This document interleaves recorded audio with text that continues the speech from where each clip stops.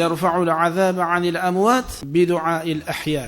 Tiriklarni qilayotgan duolaridan Alloh o'liklardan azobni ko'tarib yuboradi. Xudo aytar ekan, bitta biz mana hozir Bismillahirrohmanirrohim desak, bu ham Qur'on oyatlaridan-da. Bismillahirrohmanirrohim Qur'oni Karim oyatidir.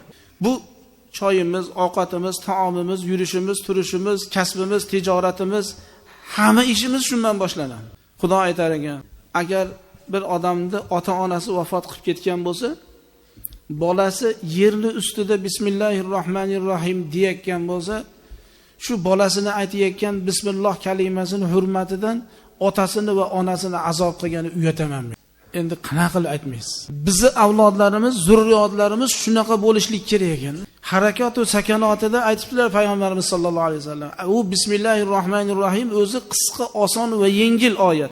Daryodagi suvlar siyoh bo'lsa, daraxtlar qalam bo'lsa, Bismillahirrohmanirrohimni ma'nosini insu jinnu jamlansa ham ma'nosini oxiriga yetkiza olmas ekan, savobi ko'pligidan.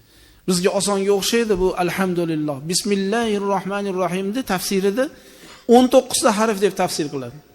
Xudoy taolo bandasini azoblashlik uchun 19 ta farishtaga tashab berar ekan. Bitta odam 19 ta farishtadan azoblanar ekan. Alloh jalla va alo Bismillahirrohmanirrohimni aytish ne'matini bandasiga bergan bo'lsa, 19 ta farishtani qo'lida azoblanishlikdan Alloh unga najot berar ekan. 19 ta farishtani qo'liga tushmas ekan. Shuning uchun Xudoy taborak va taologa biz shukr qilsak oz, hamd aytsak oz.